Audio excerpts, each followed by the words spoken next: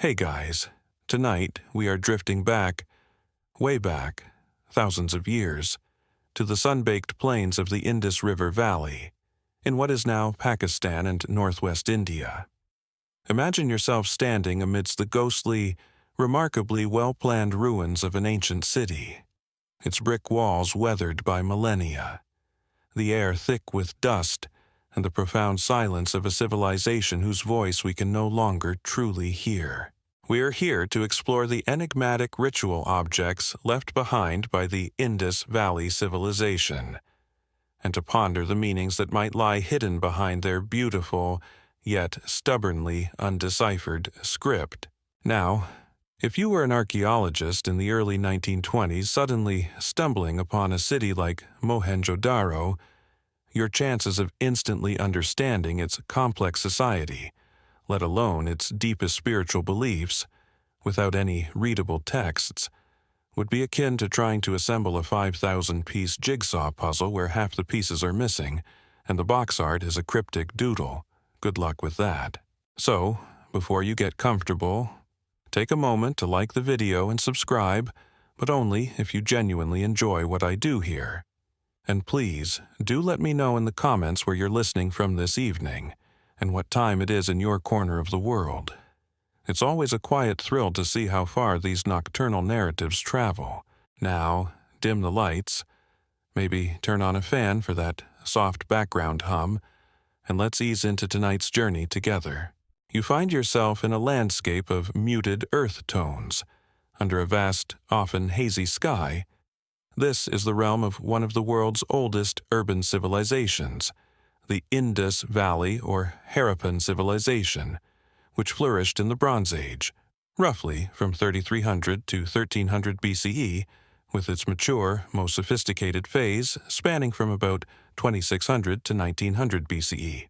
A mainstream historical fact is that this civilization, contemporaneous with ancient Egypt and Mesopotamia, was incredibly widespread, covering an area larger than either of those more famous ancient cultures, with major urban centers like Harappa and Mohenjo-daro exhibiting astonishing levels of city planning, including grid-like street layouts, sophisticated drainage systems, and standardized brick sizes. These weren't primitive settlements. These were bustling metropolises, homes to tens of thousands of people. They clearly had their act together when it came to urban design. Maybe they could have given some city planning tips to a few modern metropolises I can think of. Oh, you want a functioning sewer system and streets that don't look like a bowl of spaghetti groundbreaking. Yet, despite their evident sophistication in urban planning, engineering, and craftsmanship, a profound mystery shrouds their inner world, their beliefs, their rituals, and the primary reason for this enigma, their script. The Indus people had a written language found on thousands of small, exquisitely carved steatite seals, on pottery, and on other artifacts. It's a beautiful script, composed of elegant, often animal-like or geometric symbols, but here's the rub: it remains undeciphered. We can look at it, admire its artistry, catalog its symbols, but we cannot, as yet, read their words. This means we have no texts telling us directly about their gods, their myths, their prayers, their rituals. It's like finding an incredibly detailed instruction manual for assembling the meaning of life. But it's written in a language no one on Earth currently understands. Talk about frustrating. So, when we try to understand their spiritual life, their ritual objects, we are essentially archaeologists of the soul, working with silent symbols, with material culture that offers tantalizing hints but few explicit answers. We are listening for whispers from these forgotten rituals, trying to piece together a sacred narrative from the enigmatic objects they left behind. You see the small, intricately carved seals depicting powerful animals like bulls and a creature often dubbed a unicorn. Strange, human-like figures in yogic postures, and those baffling lines of script. You might hold a tiny terracotta figurine of a heavily adorned female, her purpose debated by scholars for decades. Or you might gaze upon the remains of what seemed to be fire altars, or puzzle over the function of the Great Bath at Mohenjo-Daro. Each object is a question mark, a fragment of a lost belief system. The true nature of Indus Valley Civilization governance, whether it was a unified empire, a collection of city-states, or organized along different principles entirely, remains a subject of intense scholarly debate, complicated by this lack of deciphered textual evidence. Similarly, their religious practices are reconstructed through careful, often speculative, interpretation of these material remains. Imagine the feeling of sifting through the dust of millennia, uncovering one of these small seals. It fits neatly in your palm. The carving is precise, beautiful. There's a powerful bull, its dewlap intricately detailed, and above it, those strange, elegant symbols. What did it mean to the person who owned it, who pressed it into clay to mark their goods or their identity? 5,000 years ago, was the bull a symbol of power, of fertility, a deity, an emblem of a clan? Were the symbols a name, a title, a prayer, a magic formula? The silence of the script is almost deafening. A quirky tidbit is the sheer number of these unicorn seals found. This mythical one-horned creature, often depicted with a ceremonial object before it, is by far the most common animal motif. Its meaning is one of the great Indus puzzles. Was it a religious symbol, a clan totem, a representation of a specific deity, or something else entirely? We just don't know, but its prevalence tells us it was incredibly important. Maybe it was just the Indus Valley equivalent of a very popular sports team mascot. Go, unicorns, trample the opposition with your single, majestic horn. Unlikely, but in the absence of text, even the silliest theories sometimes get a brief moment in the sun. So, as you begin this journey into the ritual world of the Indus Valley, you are entering a realm of profound mystery.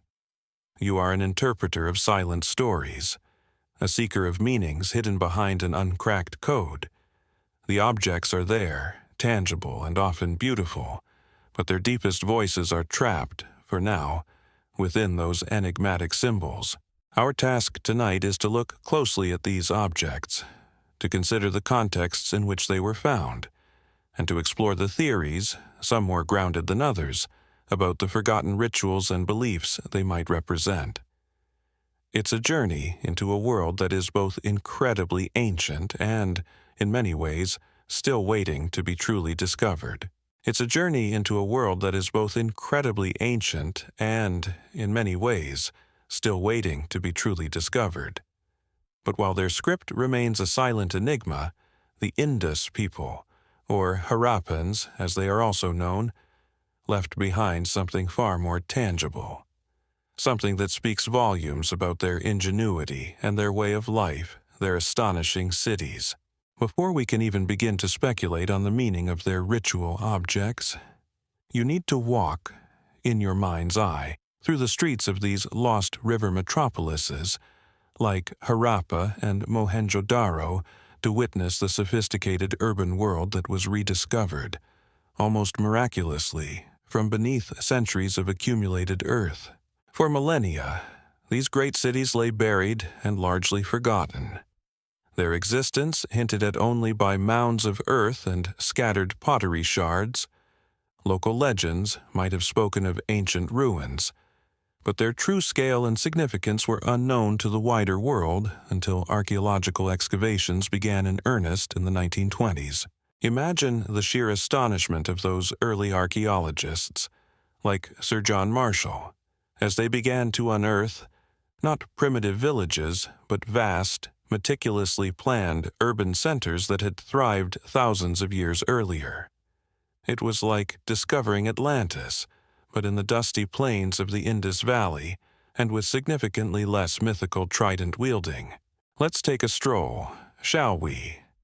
You find yourself in what was once a bustling street in Mohenjo-Daro or Harappa, around, say, 2500 BCE. One of the first things that strikes you is the order, the sheer rationality of it all.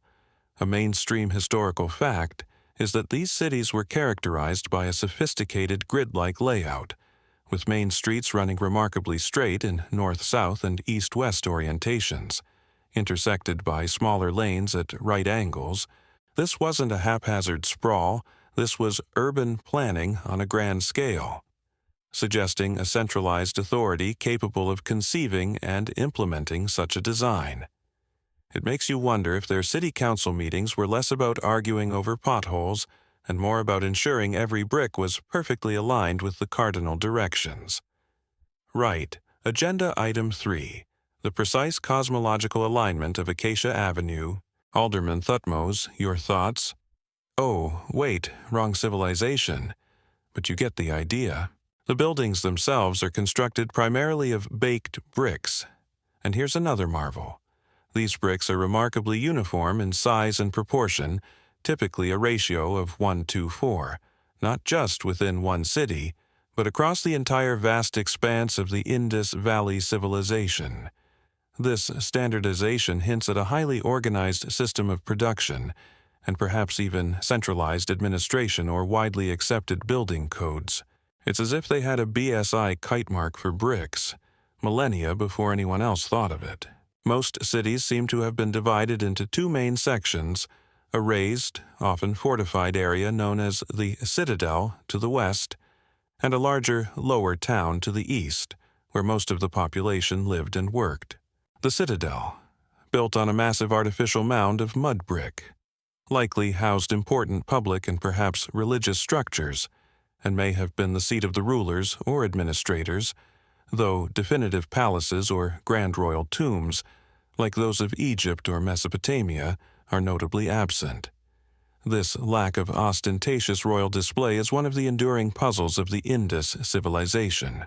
The exact nature of political power and governance in Indus cities, whether they were ruled by priest-kings, merchant oligarchies, or through a more decentralized system of city-states, remains a significant point of contention among archaeologists due to this absence of monumental palaces or royal tombs. As you wander through the lower town, you see rows of residential houses, many surprisingly spacious, often built around a central courtyard, with multiple rooms, private wells, and, remarkably, bathrooms and toilets connected to a sophisticated covered drainage system that ran beneath the streets. These weren't just open ditches. These were carefully constructed, brick-lined channels with inspection holes, designed to carry wastewater away from the homes. This level of attention to sanitation was unparalleled in most of the ancient world, and speaks of a society that valued cleanliness and public health. It certainly puts some later, much more advanced medieval European cities, with their charming habit of emptying chamber pots out of windows, into rather stark perspective. You might peek into a craftsman's workshop, seeing evidence of pottery production, elegant, often painted wares, or the working of copper and bronze for tools and ornaments, or the intricate carving of those enigmatic steatite seals we'll be looking at more closely. Beads made from semi-precious stones, shell, and faience were produced in vast quantities, hinting at a love of adornment and a thriving trade. Indeed, these cities were not isolated. They were hubs in a vast network that connected the Indus Valley to Mesopotamia, the Persian Gulf, and Central Asia. One of the most striking public structures is the Great Bath at Mohenjo-Daro, a large, beautifully constructed rectangular pool, lined with bitumen to make it watertight, with steps leading down into it from either end. Surrounded by a colonnade and smaller rooms, its precise function is debated, but it strongly suggests ritual bathing or purification ceremonies, a practice that, as we'll see, has deep and lasting significance in the Indian subcontinent. It probably wasn't the local public swimming pool where kids did cannonballs, more likely a place of solemn, sacred immersion. A quirky tidbit often found in the Indus cities are small, terracotta figurines of animals, wheeled carts, some of the earliest known toy carts, in fact, and those numerous female figures we'll discuss later. There are also game pieces, dice not cubical like modern dice, but often long and four-sided, and what appear to be game boards inscribed on bricks or pottery, suggesting that leisure and games were part of daily life, even amidst all this orderly urban existence. Maybe they had a very serious Indus Valley version of Monopoly, where you could buy up granaries and control the brick trade. So, as you absorb the sheer orderliness, the advanced engineering, and the subtle signs of a complex social and economic life, you realize that these are not the ruins of a primitive people. This was a highly developed urban civilization, a world rediscovered from beneath the earth, that had mastered the art of city living thousands of years ago, and it is from within these meticulously planned, yet now silent, river cities that those enigmatic ritual objects emerge, offering us our only fragile clues to the beliefs and spiritual practices of their creators, a people whose words we cannot yet read, but whose ingenuity still speaks to us from the dust. And it is from within these meticulously planned, yet now silent, river cities that those enigmatic ritual objects emerge, offering us our only fragile clues to the beliefs and spiritual practices of their creators, a people whose words we cannot yet read, but whose ingenuity still speaks to us from the dust. This inability to read their words, this profound silence from their own written records, is perhaps the most tantalizing and frustrating aspect of studying the Indus Valley Civilization. You are now confronting this uncracked code, the beautiful yet stubbornly mute Indus script, which stands like a locked door between us and a deeper understanding of their rituals, their myths, their gods, their very thoughts about life and the cosmos. Imagine holding one of those small, exquisitely carved steatite seals we'll be looking at more closely. It's cool to the touch, perhaps no bigger than a postage stamp. Upon its surface, you see a wonderfully detailed animal, a powerful bull, an enigmatic unicorn, a fierce tiger, and above it, a short string of elegant, strange symbols. They look like tiny pictures, some geometric, some resembling birds or fish or human forms, all arranged in a neat line. There's an undeniable artistry to them, a sense of deliberate communication. A mainstream historical fact is that thousands of these inscribed seals, along with inscriptions on pottery, copper tablets, ivory rods, and even bangles, have been unearthed, indicating that writing was a well-established and widespread practice in this civilization for centuries. They clearly had something to say. The problem is, we haven't yet figured out how to listen. The Indus script remains one of the world's great undeciphered writing systems, a profound enigma that has resisted the efforts of brilliant linguists, epigraphers, and archaeologists for nearly a century, ever since its rediscovery in the 1920s. It's like finding an incredibly detailed ancient treasure map where all the labels are in a language no one alive can read. You can see the X marking the spot. You can see the drawings of palm trees and suspicious-looking sea monsters, but the vital instructions utterly indecipherable. Turn left at the squiggly fish thingy, or is that a disgruntled bird? This could take a while. What makes it so difficult? Firstly, and most crucially, there's no Rosetta Stone for the Indus script, no bilingual or trilingual inscription that provides a key by translating an Indus text into a known language, as was the case with Egyptian hieroglyphs translated via Greek or Mesopotamian cuneiform. Without such a key, decipherers are working in the dark, trying to find patterns and make educated guesses based purely on the internal structure of the script and its archaeological context. Secondly, the inscriptions themselves are typically very short. The average Indus text is only about 5 symbols long, with the longest known continuous inscription being a mere 26 symbols found on a large wooden signboard that once perhaps hung over a gateway at the city of Dolavira.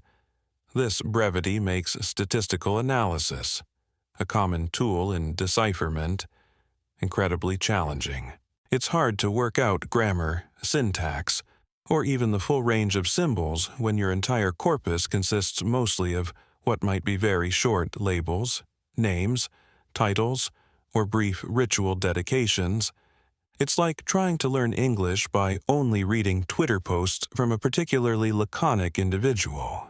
Then there's the question of what kind of writing system it is. Is it logographic, where each symbol represents a whole word or concept, like early Chinese? Is it syllabic, where symbols represent syllables, like Japanese kana? Is it alphabetic, like our own script?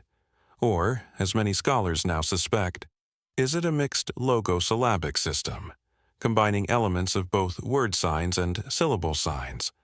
The number of unique symbols identified, around 400 to 600. Depending on how you count variations, suggests it's likely too complex for a purely alphabetic or syllabic system, and too limited for a purely logographic one like Chinese with its tens of thousands of characters. And what language, or language family, does this script even represent? This is perhaps the most hotly debated question of all. The linguistic affiliation of the Indus script remains one of the most significant unresolved questions in South Asian archaeology, with competing theories proposing connections to early Dravidian languages, the family that includes Tamil and Telugu, spoken today mainly in southern India, but perhaps once more widespread. Indo-Aryan languages, the family that includes Sanskrit and most modern North Indian languages, though their arrival in the region is generally dated to after the Indus Civilization's peak. Munda languages spoken by some tribal groups in eastern India, or even a lost language family unique to the region, sometimes referred to as Paramunda or simply Language X. Each theory has its proponents and its complex linguistic arguments, but without a successful decipherment, they all remain, for now, speculative. A quirky tidbit is the sheer variety of attempts, some more credible than others, that have been made to crack the code over the decades.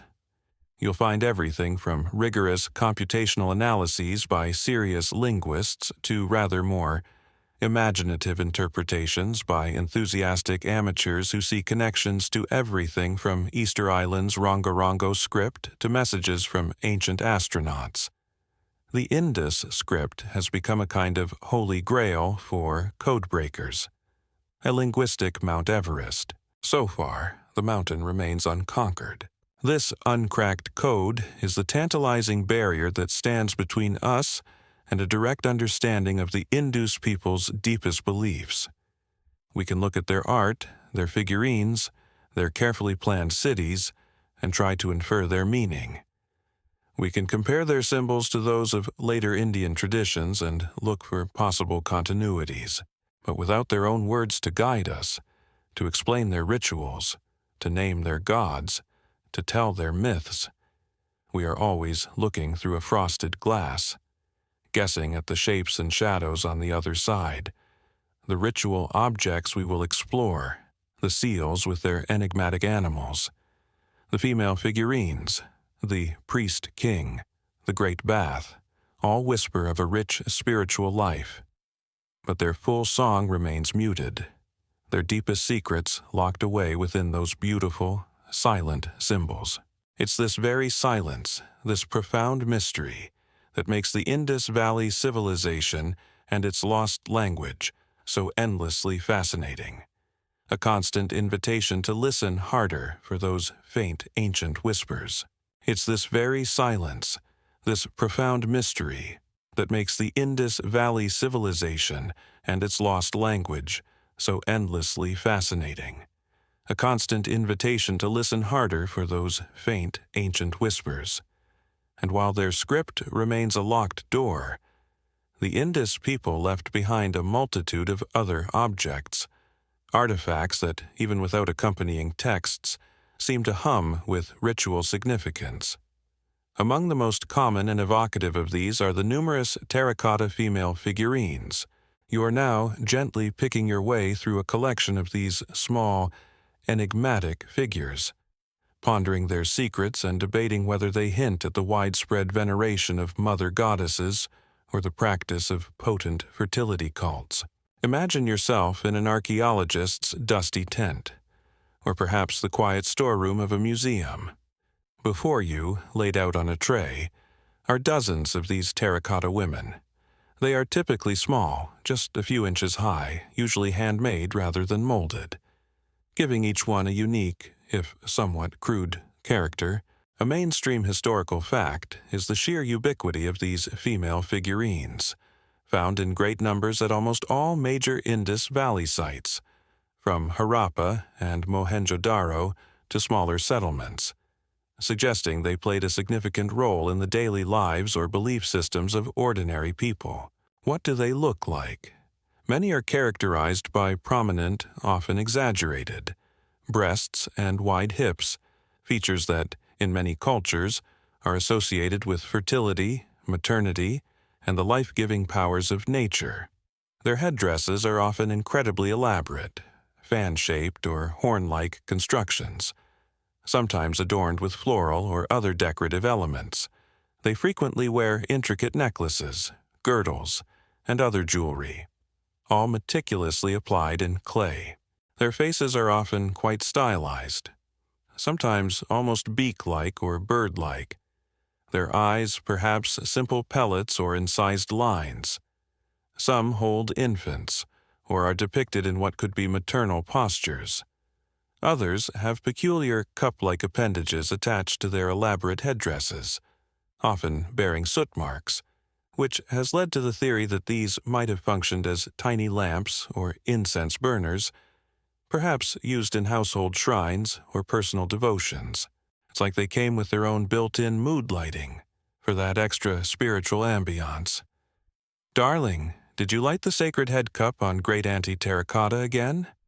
The smoke alarm is getting rather tired of her devotions.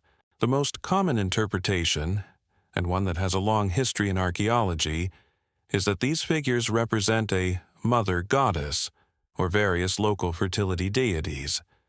The emphasis on female sexual characteristics, the association with childbirth in some figurines, and the general agricultural basis of Indus society all lend weight to this idea.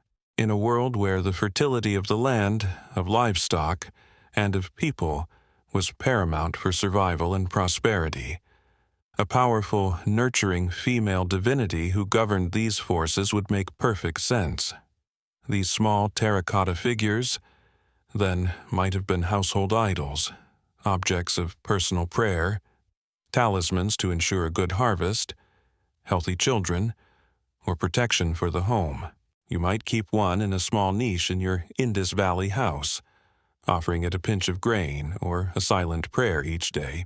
The precise religious or ritualistic function of the ubiquitous Indus terracotta female figurines, whether they represent a singular Great Mother Goddess, various local deities, ancestral figures, votive offerings, or even sophisticated toys with some ritualistic overtone, remains one of the most actively debated topics in Indus archaeology, with interpretations often reflecting broader theories about the nature of Harappan society and religion, without texts to tell us her name, her myths, her specific powers. We are left to interpret her silent, terracotta form. This mother goddess interpretation draws parallels with similar female figurines found in many other ancient cultures, from the prehistoric Venus figurines of Ice Age Europe to the powerful mother goddesses of Anatolia, Mesopotamia, and the Aegean. It suggests a widespread ancient human tendency to venerate the feminine principle as a source of life and nourishment. However, some scholars caution against imposing a monolithic mother goddess concept onto the diverse Indus figurines, suggesting they might have represented a range of female deities, spirits, or even deified ancestors, each with their own local significance. It's like assuming every statue of a woman in a modern city must be the Statue of Liberty. A bit of an oversimplification. A quirky tidbit is that while these female figurines are incredibly numerous, overtly male, godlike figures in terracotta are much rarer, or at least less easily identifiable as such in the same abundance. This has led some to speculate that female divinities, or the feminine principle, held a particularly prominent, perhaps even dominant place in the everyday religious practices of the Indus people, at least at the household level. Of course, absence of evidence isn't evidence of absence, and our understanding is constantly evolving. Maybe the male gods were just really good at hide-and-seek, or preferred to be worshipped in less durable materials.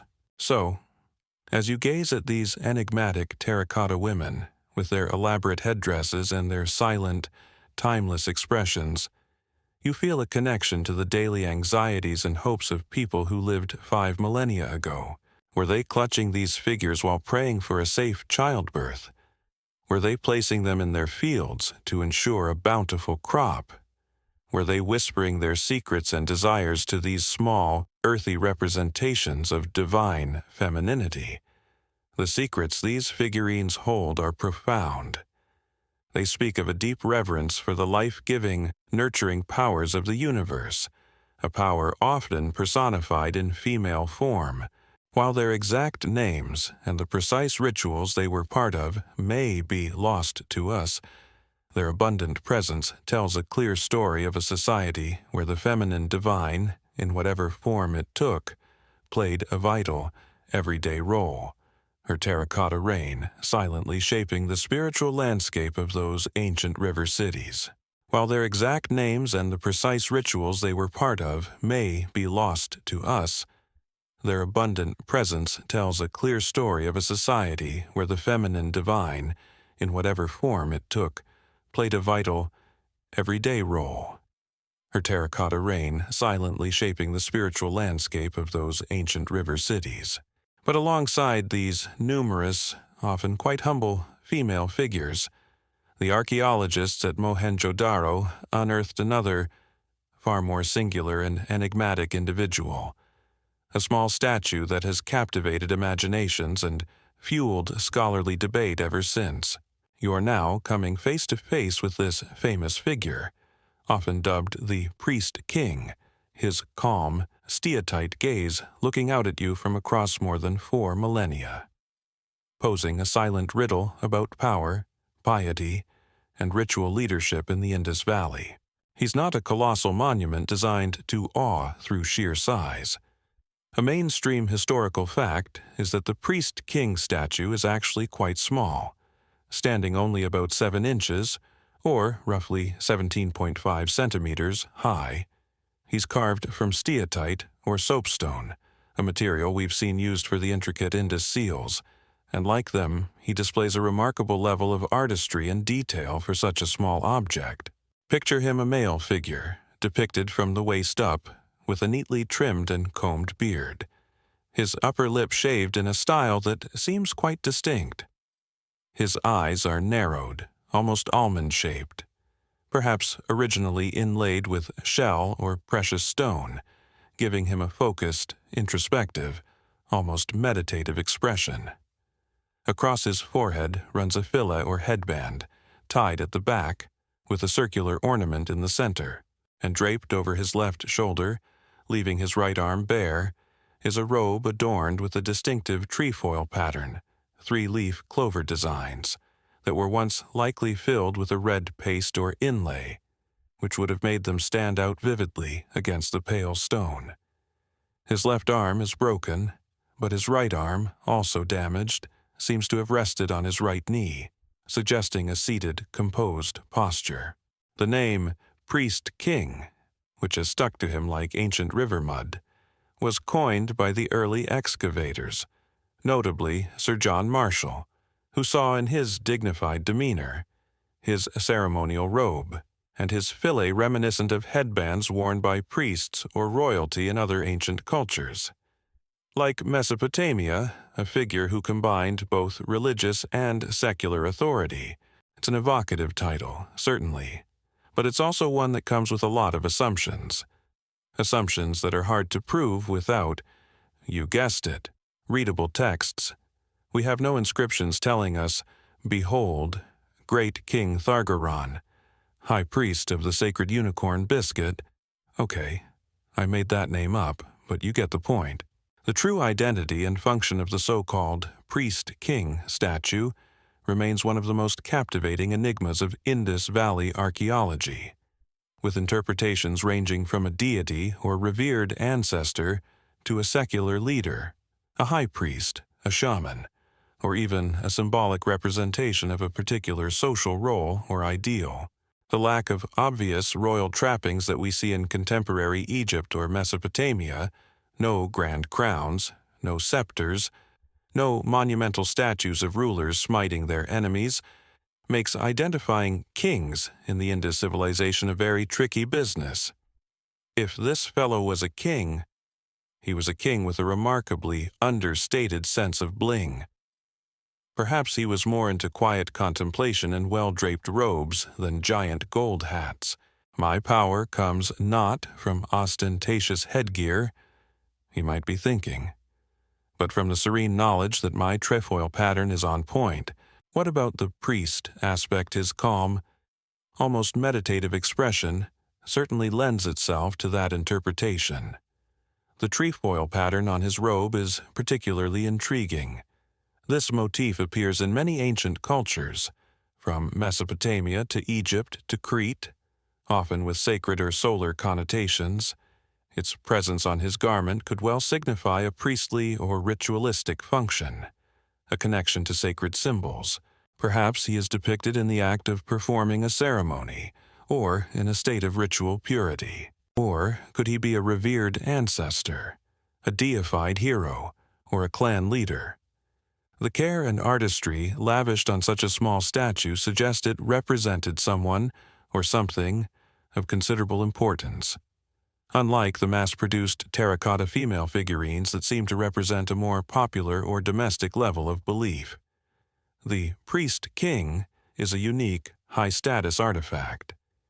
His serene, confident gaze seems to suggest authority, wisdom, perhaps even a touch of otherworldliness. A quirky tidbit is the very specific way his robe is draped, over the left shoulder, leaving the right arm and shoulder bare. This style of dress is also seen in some Mesopotamian figures and has led to speculation about possible cultural connections or influences, though it could equally be an independent Indus fashion statement. It's amazing how much scholarly debate can revolve around ancient sartorial choices. Was the one-shoulder look a sign of priestly office, or was he just trying to avoid tan lines on his divinely important right arm? The context of his discovery, in an area of Mohenjo-Daro with well-constructed houses and what some have identified as a possible collegiate building or elite residence, doesn't definitively clarify his role, but does place him within an important sector of the city. He wasn't found in a grand temple identifiable as such, nor in an obvious palace. This again highlights the different ways Indus society may have organized its religious and political power structures compared to its Near Eastern contemporaries. So, as you gaze into those calm, soapstone eyes, what do you see? A ruler, a priest, an ancestor, a god, or perhaps a figure who embodied all these roles. A leader whose authority was as much spiritual as it was secular, a common pattern in many ancient societies.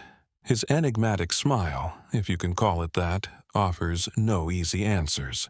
He remains a silent sentinel, a fragment of a lost hierarchy, his trefoil-patterned robe a tantalizing clue to a system of belief and power that we can only glimpse through such rare, beautifully crafted artifacts. He is the face, perhaps one of many, of Indus authority, serene, self-possessed, and utterly, maddeningly silent. He remains a silent sentinel, a fragment of a lost hierarchy. His trefoil-patterned robe, a tantalizing clue to a system of belief and power that we can only glimpse through such rare, beautifully crafted artifacts. He is the face, perhaps one of many, of Indus authority, serene, self-possessed, and utterly, maddeningly silent.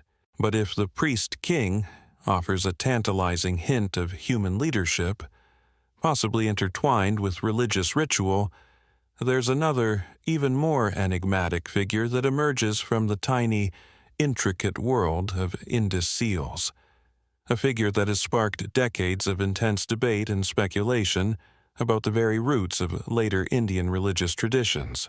You're now peering closely at these famous seals, at a horned, seated deity, often surrounded by animals, and pondering the controversial but compelling idea of a proto-Shiva. Imagine one of these small steatite seals, no bigger than your thumb, yet carved with incredible precision. On it, you see a figure, usually male, seated in a yogic posture, legs crossed, perhaps heels touching in a specific meditative pose often described as Mula Bandhasana or a similar meditative asana. This figure wears an elaborate horned headdress, sometimes with 3 prominent horns or a central plant-like motif branching out between 2 horns. He's often adorned with bangles on his arms, and in some depictions he appears to be athaphallic, a detail usually interpreted as symbolizing fertility or virile power. Though we must always be cautious with such direct interpretations across vast cultural and temporal divides. And surrounding this central seated figure, there are often animals, typically an elephant and a tiger on one side, a rhinoceros and a water buffalo on the other, and perhaps 2 deer or ibexes beneath his throne or dais. It's a powerful, almost primal scene, packed into a tiny space. It's like a miniature diorama of a very intense spiritual board meeting. And the chairman clearly has a thing for impressive headgear. It was Sir John Marshall, one of the primary excavators of Mohenjo-Daro in the 1920s, who first famously identified this figure as a prototype of the later Hindu god Shiva. His reasoning was based on several key similarities. Shiva, in his Puranic and later forms, is often depicted as Pashupati, the lord of beasts, a master of animals. He is also the Mahayogi, the great ascetic, often shown seated in deep meditation. Shiva's iconography frequently includes a trident, which some see echoed in the 3-pronged headdress, and a crescent moon in his hair, another possible interpretation of the horned headdress. Some of the Indus seals also seem to depict the figure with 3 faces, another attribute sometimes associated with Shiva. So, Marshall put 2 and 2 together, or perhaps 3 faces and a lot of animals, and proposed the proto-Shiva theory. It was a groundbreaking idea, suggesting a deep continuity of religious thought on the Indian subcontinent stretching back to the Bronze Age. Behold, Marshall might have declared, the earliest known depiction of India's most complex god, and he's apparently very keen on not skipping leg day, judging by that yogic pose. However, the identification of the horned, seated figure on certain Indus seals as a proto-Shiva remains one of the most persistent and debated hypotheses in Indus studies, with compelling arguments both for and against a direct lineage to later Hindu iconography. Many scholars urge caution. Horned deities, for instance, are not unique to India. They appear in many ancient cultures, from Mesopotamia, like Enkidu, to Egypt to Celtic Europe, often symbolizing power, virility, or a connection to the animal world. The yogic posture, while suggestive, could also simply be a common way of depicting a seated figure of authority or reverence in that era. And the interpretation of 3 faces on the seals is often ambiguous, possibly just a stylistic convention for showing a profile and a frontal view, or even just part of the headdress. Alternative interpretations abound. Could this figure be a more generalized master of animals, or lord of the hunt, a deity common in many shamanistic or hunter-gatherer cultures? reflecting the Indus people's relationship with the wild creatures of their environment. Or perhaps it's a shamanic figure in a trance state, communing with animal spirits, his horned headdress a symbol of his connection to that spiritual power. The ithyphallic aspect, when present, certainly points towards a fertility god, a bestower of abundance, both human and animal. Or it's entirely possible that this was a major, local Indus deity whose specific attributes and myths were unique to that civilization and don't have a direct, one-to-one correspondence with any later Hindu god. Without the script, it's like trying to identify a celebrity from a very blurry, very old photograph where they're wearing a very strange hat. Is that Elvis? Or a particularly well-dressed water buffalo? The horns are confusing. The animals surrounding the figure are also key to the mystery. The elephant, tiger, rhinoceros, and water buffalo are all powerful, often wild, creatures of the Indian subcontinent. The deer or ibexes beneath the throne add another layer. Do they represent different aspects of the deity's dominion? Are they symbolic of different environments, forest, plain, swamp? Or do they represent specific qualities that the deity embodies or controls? Their presence certainly reinforces the Lord of Beasts idea, but the precise meaning of their specific combination remains elusive. A quirky tidbit about these seals is the sheer consistency of this particular horned deity with animals motif across different sites, suggesting it was a widely recognized and important image within the Indus belief system, whatever its exact name or function. It wasn't just a one-off doodle by a bored seal carver. This was serious iconography. A mainstream historical fact concerning Shiva in later Hinduism is his complexity. He is the destroyer and the transformer, the ascetic and the erotic, the lord of dance and the master of meditation, often associated with mountains, cremation grounds, and a retinue of animal spirits and ghostly attendants. While some of these later attributes might seem to echo the Indus figure ascetic pose, animal connections, many other key Shiva characteristics like the trident, the Ganges in his hair, his consort Parvati, his sons Ganesha and Kartikeya are entirely absent from the Indus representations. This makes a direct, unbroken lineage difficult to prove definitively. So, as you gaze at this tiny, powerful image on the seal, you are looking at one of the central riddles of Indus spirituality. Is this an early glimpse of a god who would, millennia later, become one of the most important deities in Hinduism? Or is it a powerful, unique creation of the Indus people themselves, a lord of their specific world, whose true story is now lost to us because we cannot read the short inscription that often accompanies his image? The horned figure sits there in his serene yogic pose, surrounded by his animal retinue, his silence as profound and enigmatic as that of the priest-king, a potent whisper of ancient power from a civilization still guarding its deepest secrets. The horned figure sits there in his serene yogic pose, surrounded by his animal retinue, his silence as profound and enigmatic as that of the priest-king, a potent whisper of ancient power from a civilization still guarding its deepest secrets. But this Lord of Beasts, as some have called him, is not the only star of the show when it comes to the intricate iconography of Indus seals. As you now turn your attention to the wider menagerie depicted on these tiny steatite canvases, you'll encounter a veritable parade of animals, some strikingly realistic, others curiously mythical, each one a potential key to understanding the ritual life and symbolic world of the Harappan people. And leading this parade, in terms of sheer numbers, is the most famous and perplexing creature of all, the Indus unicorn. Now, when you hear unicorn, you might picture a sparkly, rainbow-maned creature from a Lisa Frank binder. Erase that image. The Indus unicorn is a far more dignified, if equally enigmatic, beast. It's the single most common motif found on Indus seals, appearing on well over half of all examples discovered. You see it typically depicted in profile, a robust, somewhat horse-like or bovine body, with a single, long, straight horn, often grooved or segmented, projecting from its forehead. It often has a distinctive, rather elaborate collar or harness, and almost invariably, it stands before a peculiar object that scholars have variously described as a sacred manger, a ritual filter, an incense burner, or a cult stand.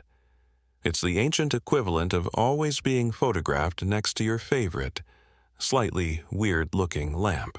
The precise symbolic meaning of the unicorn figure on Indus seals and its relationship to the equally enigmatic ritual stand or manger often depicted before it remains one of the most debated and elusive aspects of Harappan iconography.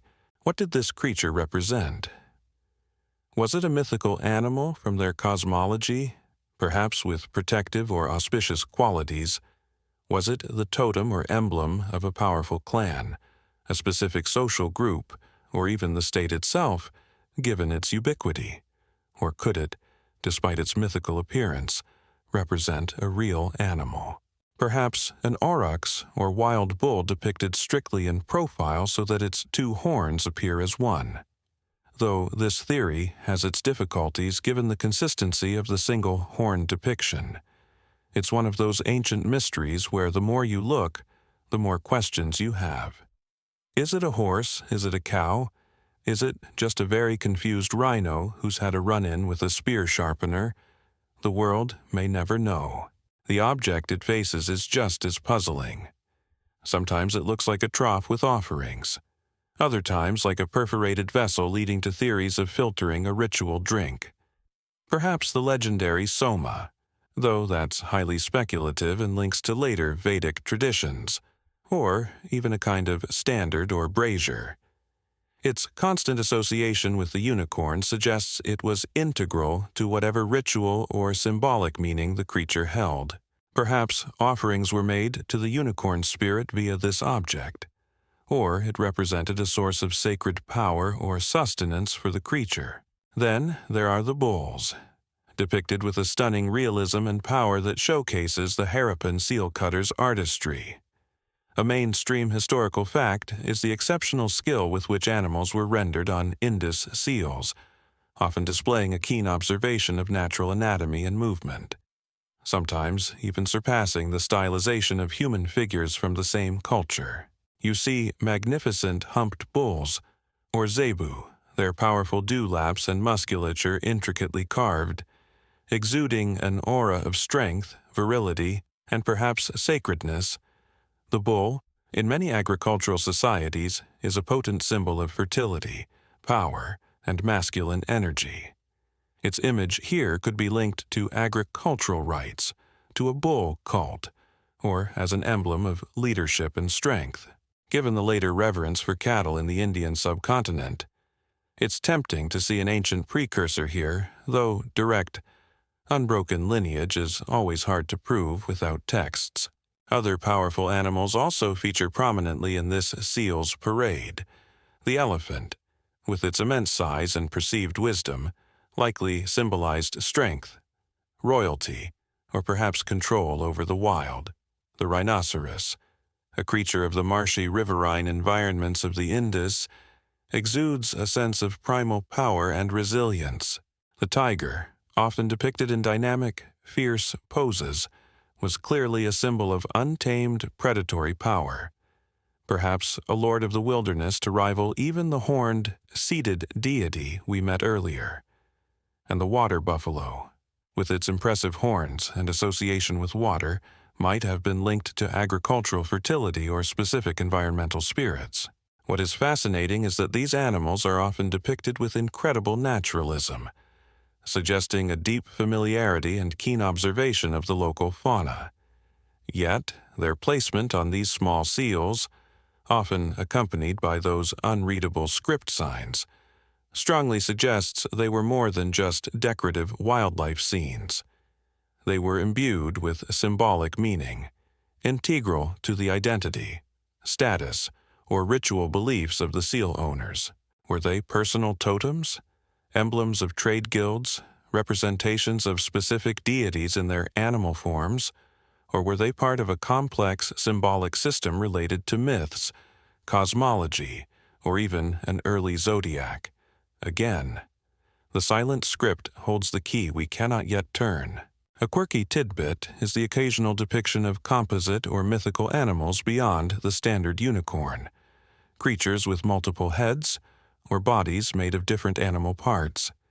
These further underscore the rich imaginative and symbolic world of the Indus people, suggesting a complex mythology that we can only guess at. It's like they had their own ancient version of fantastic beasts and where to find them. But all we have are the illustrations. No descriptive text. Ah, yes. The rare, triple-headed elephant, tiger, crocodile. Clearly a symbol of, needing a bigger zoo. The very act of carving these intricate animals onto tiny pieces of steatite, which were then likely used to impress their image onto clay to seal goods or documents, speaks to their importance. These weren't casual doodles. They were carefully crafted emblems of identity, authority, or belief. Each animal in this parade, the enigmatic unicorn, the powerful bull, the majestic elephant, the fierce tiger, the sturdy rhino, carries a whisper of the Indus worldview. A world where the animal kingdom was not just a source of resources, but a realm filled with potent spiritual power, with creatures that embodied divine attributes, served as clan symbols, or figured in important myths and rituals. As you gaze at these miniature masterpieces, you're looking at a silent, symbolic zoo, each creature a clue to the lost beliefs of a great river civilization. As you gaze at these miniature masterpieces, you're looking at a silent, symbolic zoo, each creature a clue to the lost beliefs of a great river civilization. But the ritual life of the Indus people wasn't confined to these small, personal seals or terracotta figurines. Their well-planned cities also contained monumental structures that hint at grander, communal ceremonies.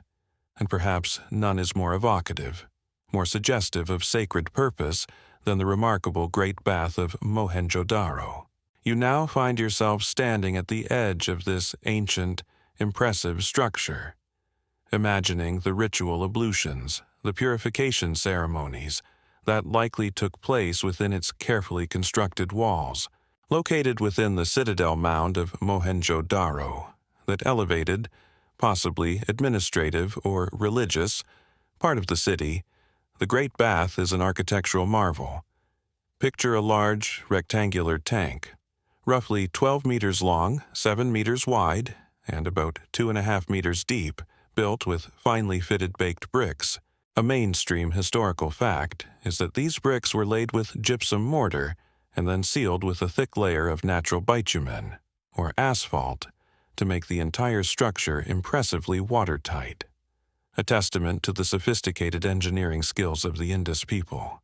It's like they built the world's oldest, and arguably most historically significant, waterproof basement, but for much holier purposes than storing old tax records and embarrassing childhood photos.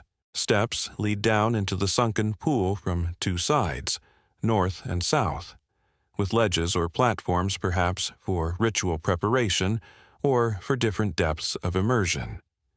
Surrounding the bath itself was a colonnade, indicated by brick pillar bases, suggesting a covered walkway, and beyond that, a series of small rooms or cubicles, some with evidence of doorways that could be closed, and one even containing a well that may have supplied water to the bath.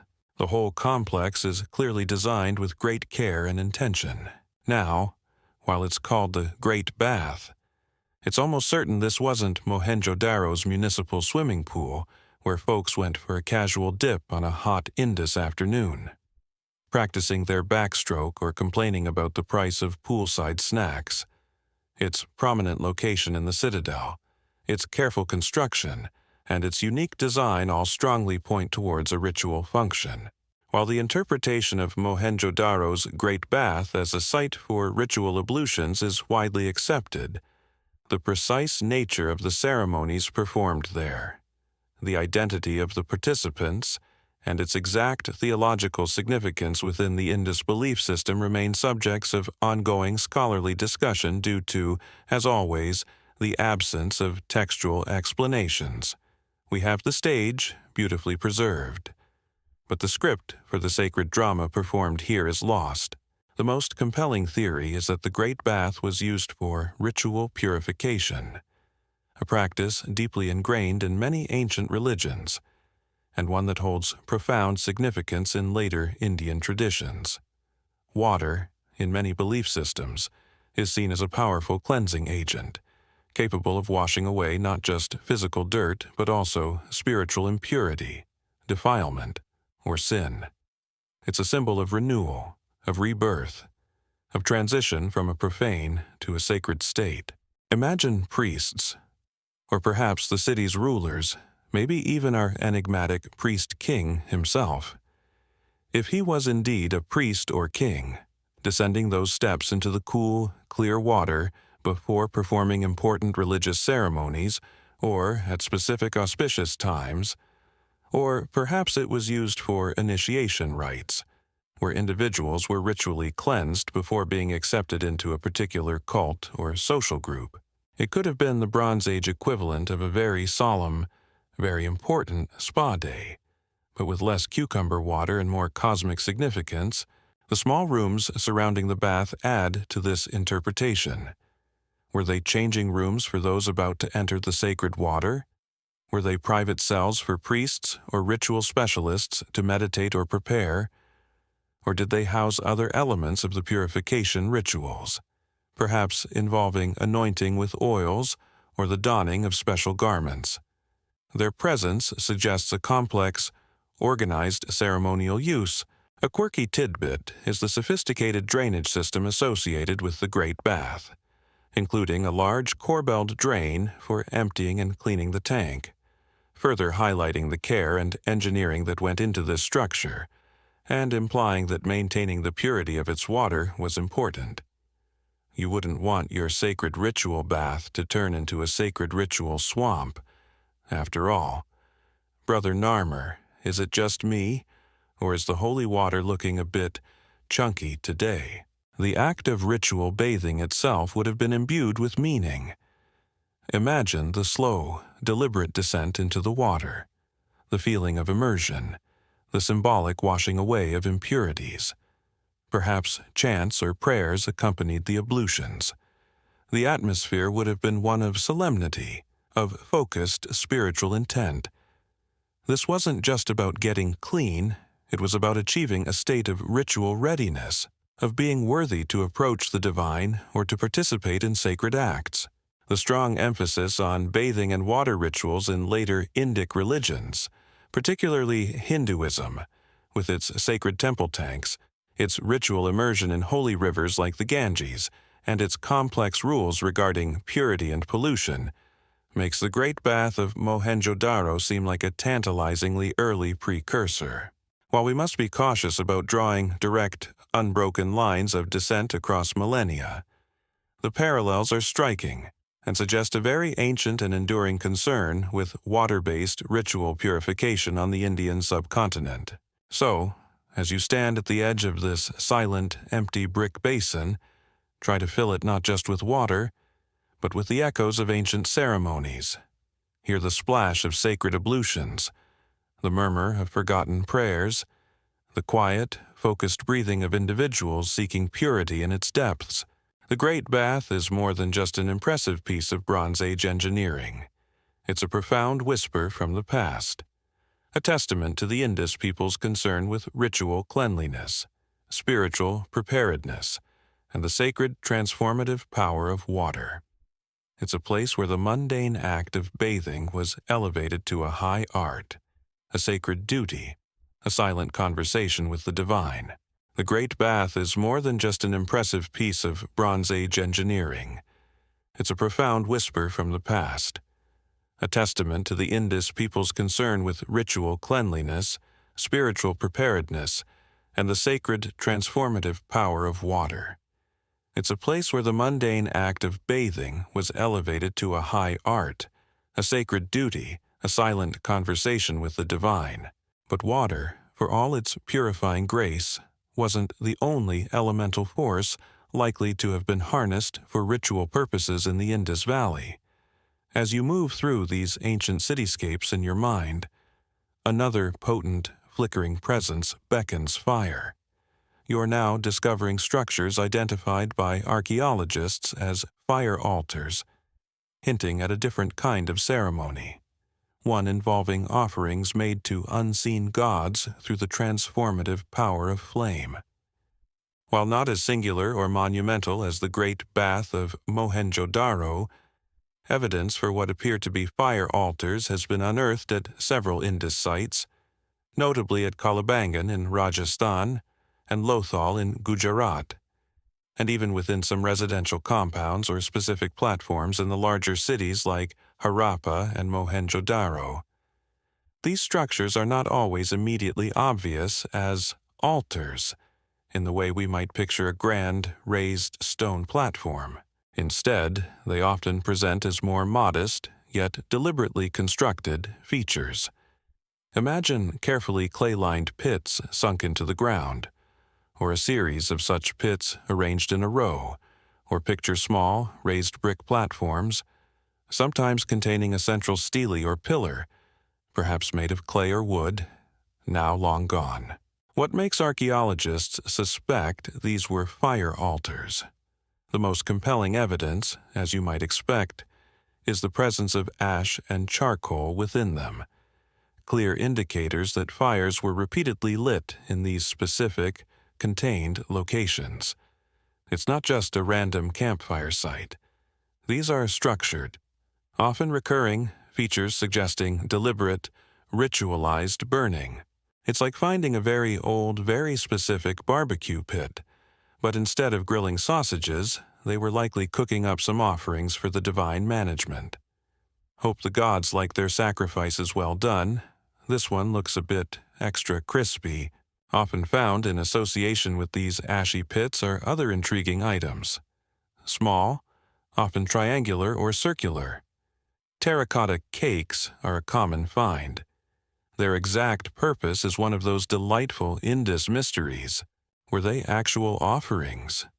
A kind of sacred, if rather unappetizing. Bread?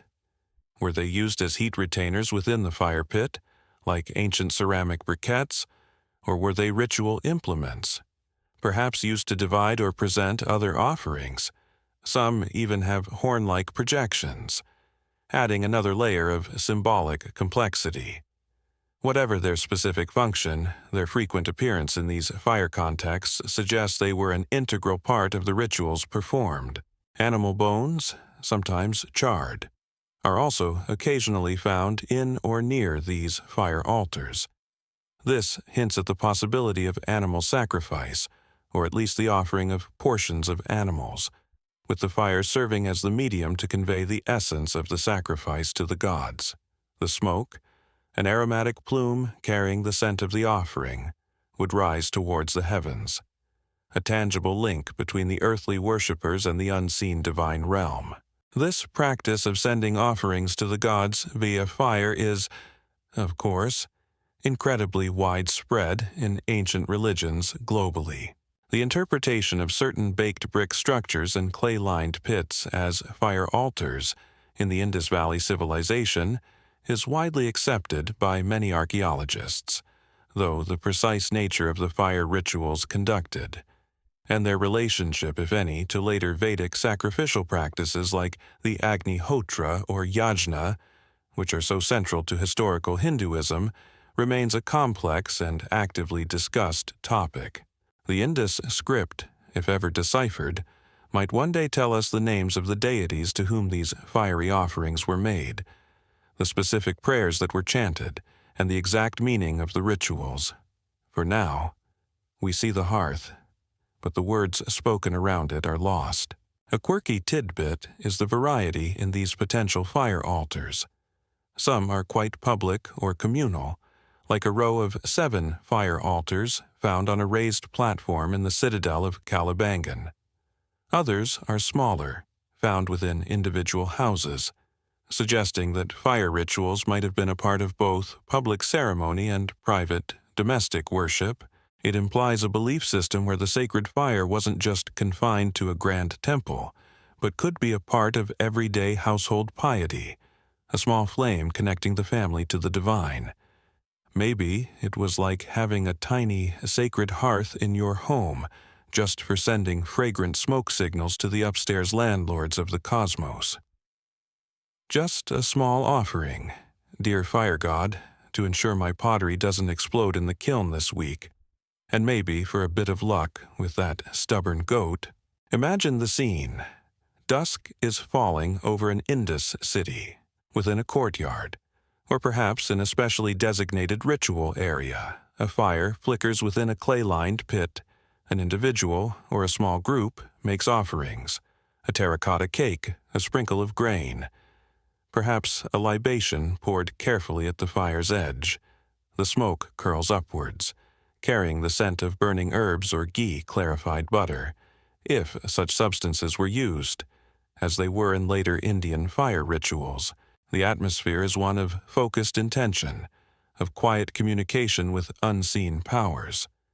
The fire itself would be a mesmerizing presence, dancing, consuming, transforming, a living, breathing entity in the heart of the ritual. These fire altars, alongside the Great Bath, suggest a sophisticated ritual life that embraced both water and fire, two powerful, often complementary, elemental forces. Water purifies, fire transforms. Both can be seen as intermediaries, as pathways to the sacred. The Indus people, it seems, understood this well, incorporating both into their spiritual practices. While the grand water rituals of the Great Bath might speak of communal purification and perhaps royal ceremony, these smaller, more widespread fire altars whisper of more frequent, perhaps more personal or household-level interactions with the divine, a constant tending of the sacred flame that connected them to their unseen gods and protected their homes and communities. While the grand water rituals of the Great Bath might speak of communal purification and perhaps royal ceremony, these smaller, more widespread fire altars whisper of more frequent, perhaps more personal or household-level interactions with the divine, a constant tending of the sacred flame that connected them to their unseen gods and protected their homes and communities. But the ritual life of the Indus people wasn't just confined to specific sites like baths or altars. It extended to their very persons, to the objects they wore, the adornments that graced their bodies. You are now sifting through a glittering, if often tiny, collection of ancient beads, bangles, and pendants, considering how these items of jewelry might also have served as powerful amulets, charms for ancient lives, imbued with meaning, status, or protective ritual power. The Indus Valley Civilization, for all its enigmatic script, has bequeathed us a remarkable array of personal adornments. Archaeologists have unearthed a treasure trove of beads, necklaces, bracelets, bangles, girdles, anklets, earrings, and hair ornaments, crafted from a wide variety of materials. You see terracotta, humble but versatile; steatite, that easily carved soapstone also used for seals; faience, a beautiful glazed ceramic often in shades of blue or green; semi-precious stones like carnelian with its warm reddish hues; agate with its banded patterns; jasper; lapis lazuli imported from distant Afghanistan with its deep celestial blue, and of course, metals like gold, silver, and copper. This wasn't a society that shied away from a bit of bling, though the style was often elegant and understated rather than overwhelmingly ostentatious. It's like they had a very sophisticated Bronze Age version of Etsy, with artisans crafting unique pieces for a discerning clientele. Now, it's easy to look at this jewelry and see it purely as decoration, as a way to enhance personal appearance or display wealth, and it certainly served those functions. But in many ancient societies, and indeed in many cultures still today, personal adornment often carries deeper layers of meaning, distinguishing between purely decorative adornment and objects with specific amuletic or ritual protective functions among Indus Valley jewelry is often challenging for archaeologists, as the symbolic meanings are not explicitly stated and must be inferred from context, material, and comparative ethnography. However, it's highly probable that many of these items did double duty, being both beautiful and spiritually potent. Consider amulets. An amulet is essentially a charm, an object worn or carried to protect the wearer from harm, from evil spirits, bad luck, illness, or the evil eye, a widespread belief in many cultures. Certain materials were often believed to possess inherent protective qualities. Carnelian, for instance, with its blood-red color, has been associated in many cultures with vitality, courage, and protection. Lapis lazuli, with its celestial blue and golden flecks, might have been linked to the heavens, to divine favor, or to wisdom. Even specific shapes could be amuletic. Perhaps a bead carved in the likeness of a particular animal. One we saw on the seals like the bull or the unicorn was believed to impart the strength or special qualities of that creature to the wearer. It's like wearing a tiny, portable patronus, this little steatite tiger bangle. Oh, it's not just fashionable, it actively repels bad vibes and a surprising number of telemarketers. The intricate symbols found on some Indus seals, those undeciphered script signs and animal motifs, also appear on some smaller wearable items like pendants or tablets, suggesting these might have been particularly potent amulets carrying specific meanings or invoking certain powers. Imagine wearing a tiny seal around your neck, its inscription a silent prayer or a protective formula, its animal image a guardian spirit accompanying you through your day. Jewelry could also be a powerful marker of social status, identity, or even ritual office. The quality and rarity of the materials, gold and lapis lazuli being far more precious than terracotta, would undoubtedly signify wealth and standing. Perhaps certain types of necklaces or headdresses were reserved for priests or priestesses, or for individuals initiated into specific cults. The famous priest-king statue, with his elaborate fillet and armbands, certainly suggests that specific adornments were associated with high status or ritual roles. When you can't read job titles on a name badge, a really impressive necklace might be the next best thing to say. Yeah, I'm kind of a big deal around here. A mainstream historical fact is the discovery of specialized bead-making workshops in several Indus cities, such as Chanhudaro and Lothal. These sites show evidence of mass production of beads from various materials, including sophisticated techniques for drilling tiny holes in hard stones like carnelian. This indicates that beads and jewelry were not just occasional luxury items but were widely produced and likely widely worn, forming an important part of the Indus material culture and, by extension, their system of symbolic expression. A quirky tidbit is the sheer variety and sometimes minute size of some of the beads found, especially microbeads of gold or steatite, which would have required incredible skill to produce and string. Some necklaces were composed of thousands of these tiny beads, creating intricate and beautiful patterns. The patience and artistry involved are astounding, suggesting these weren't just casually made trinkets, but items of considerable value and perhaps deep personal or ritual significance. Even the act of adorning the body can be seen as a ritual in itself, a way of preparing oneself for daily life, for special occasions, or for spiritual encounters.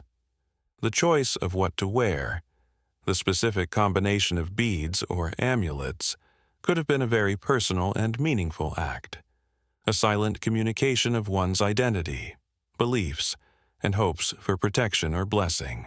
So, as you imagine the people of Harappa or Mohenjo-Daro going about their daily lives in those well-ordered brick cities, picture them adorned with these carefully crafted objects. The merchant with his carnelian beads for good fortune in trade, the woman with her faience bangles that perhaps chimed softly as she moved, the child with the simple terracotta amulet tied around its neck for protection. These weren't just accessories, they were integral parts of their lived experience, tangible connections to their beliefs, their community, and perhaps to the unseen forces they sought to appease or invoke. These tiny charms, these ancient beads, whisper to us of a world where beauty and belief were inextricably intertwined, where personal adornment was a language of protection, status, and sacred meaning. These tiny charms, these ancient beads, whisper to us of a world where beauty and belief were inextricably intertwined, where personal adornment was a language of protection, status, and sacred meaning. But the ritual focus of the Indus people wasn't solely on handcrafted objects or representations of animal power. As you continue to sift through the iconography on their enigmatic seals, another potent symbol consistently emerges, one rooted firmly in the natural world, the sacred tree, particularly the graceful, distinctive pipal tree. You are now standing in the imagined shade of one of these revered trees, feeling the rustle of its heart-shaped leaves, and understanding how nature itself, in specific, venerated forms, played a crucial role in their spiritual landscape. Depictions of trees are a recurring motif on Indus seals, often rendered with a careful, stylized elegance, and among these, the pipal tree, or Ficus religiosa, with its uniquely shaped leaves that taper to a long, delicate point, is particularly prominent. You see it standing alone, its branches spreading wide. Sometimes, a deity or a human-like figure is shown emerging from its branches, or standing within an archway formed by two intertwined pipal trees, suggesting a truly sacred, almost divine presence associated with it.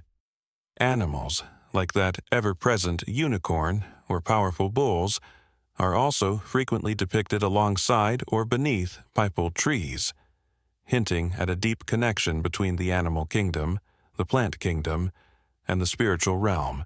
Why this particular tree? What made the pipal so special to the Indus people? A mainstream historical fact is the profound and continued sacredness of the pipal tree in later Indic religions, particularly Hinduism, Buddhism, and Jainism. The Buddha, for instance, is said to have achieved enlightenment while meditating under a Bodhi tree, which is a pipal. In Hinduism, it's associated with various deities like Vishnu, Shiva, and Brahma, and is often seen as a cosmic tree, the Ashvatha, representing the universe itself. Whether the reverence for the pipal tree in the Indus Valley Civilization directly influenced its profound sacred status in later Indic religions, or if both traditions independently recognized and venerated this remarkable tree for similar inherent qualities, is a question that touches upon the complex continuities and transformations in South Asian religious history. But the strong visual evidence from the Indus seals suggests its sacred status is incredibly ancient. Imagine the qualities of the pipal that might have inspired such veneration. It's a large, long-lived tree, often with an impressive, spreading canopy that provides deep, cool shade, a welcome respite in the hot climate of the Indus Valley. Its leaves, with their distinctive shape and the way they seem to tremble and whisper in the slightest breeze, could easily have been seen as carrying messages or embodying a gentle, animate spirit. The tree itself, with its deep roots and its branches reaching towards the sky, could be a natural symbol of connection between the earth, the human world, and the heavens, a living axis mundi. It's like nature's own antenna to the divine, always tuned in, always rustling with secrets. If these leaves could talk, well, they probably wouldn't, because they're too busy being sacred and providing excellent shade. But they've seen things. The scenes depicted on the seals offer tantalizing clues about the pipal's role in ritual.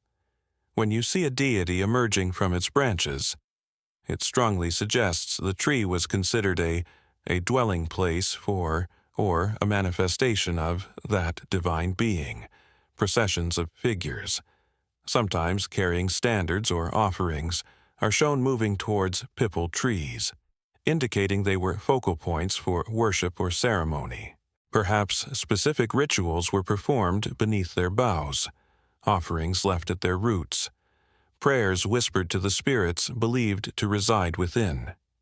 It's possible that particularly ancient or impressive pipal trees, either within the cities or in sacred groves outside them, were treated as living temples, natural sanctuaries. While the pipal is the most frequently and clearly identified sacred tree in Indus art, other trees or plant motifs also appear, such as the acacia, with its thorny branches, or various floral designs. This suggests a broader reverence for the plant world, an understanding of its vital role in sustaining life and its inherent spiritual power.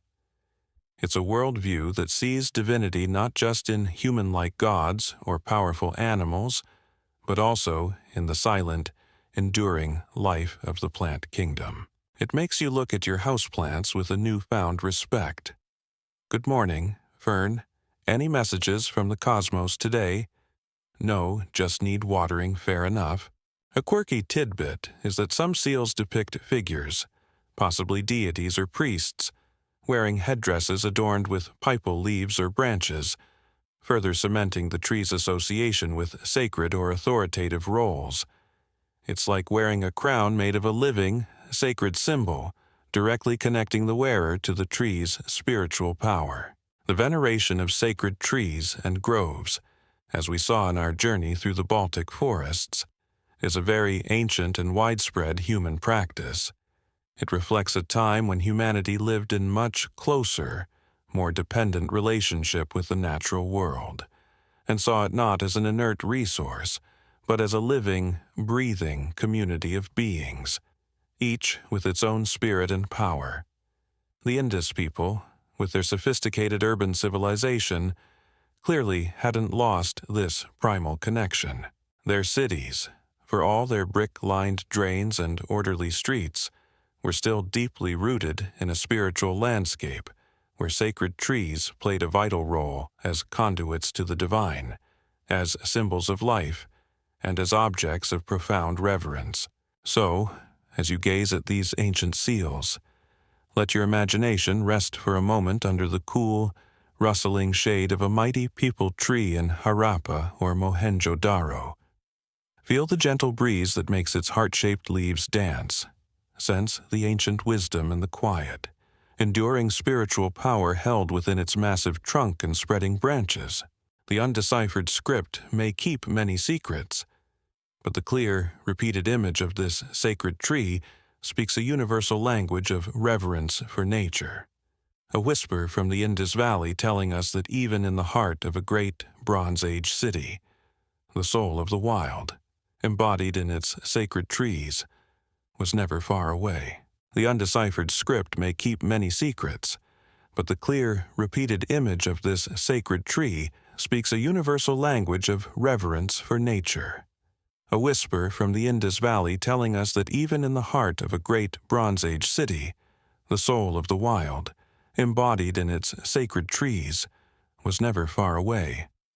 But just as these ancient people revered the life embodied in trees and animals, they also had to confront the inevitable reality of death.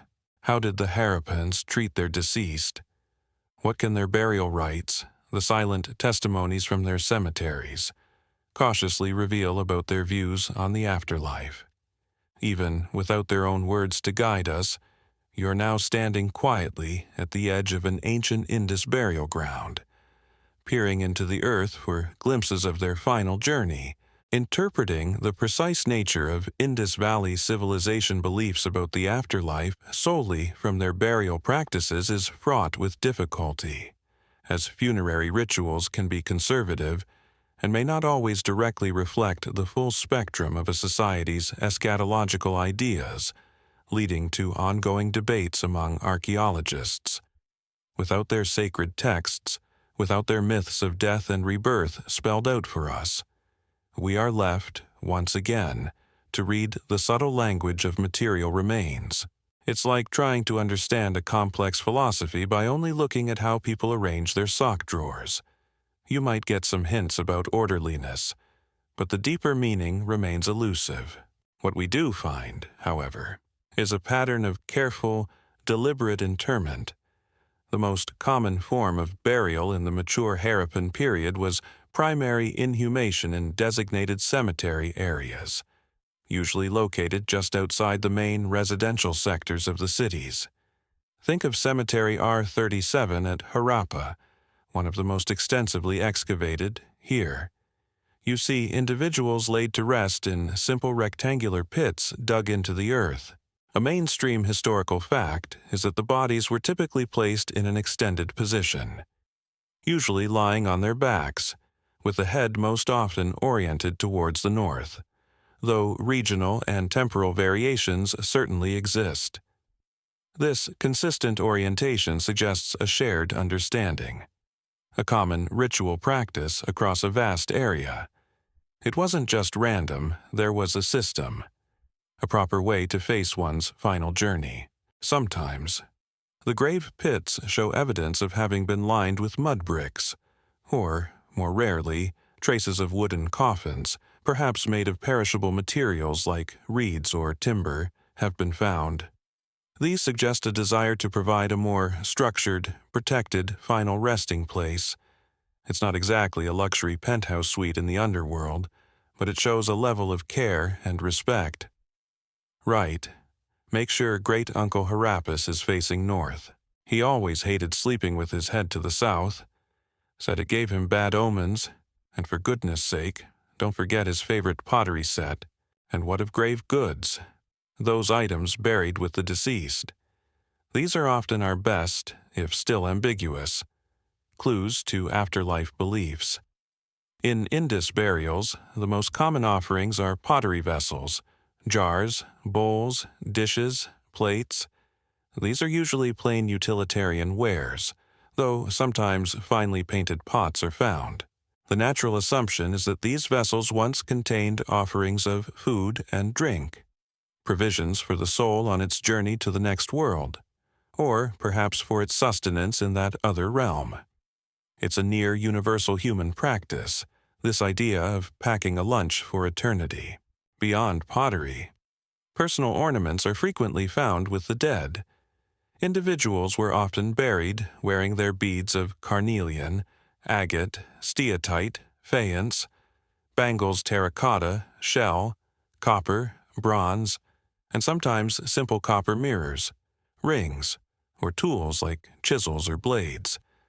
These items might have been personal possessions, things the deceased valued in life and were thought to need or desire in the afterlife.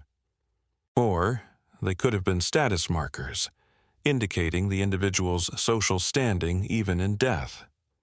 However, compared to contemporary civilizations like Egypt or Mesopotamia, with their lavish royal tombs filled with gold and treasures, Indus burials are generally characterized by a relative modesty in grave goods, even for those who seem to have had higher status.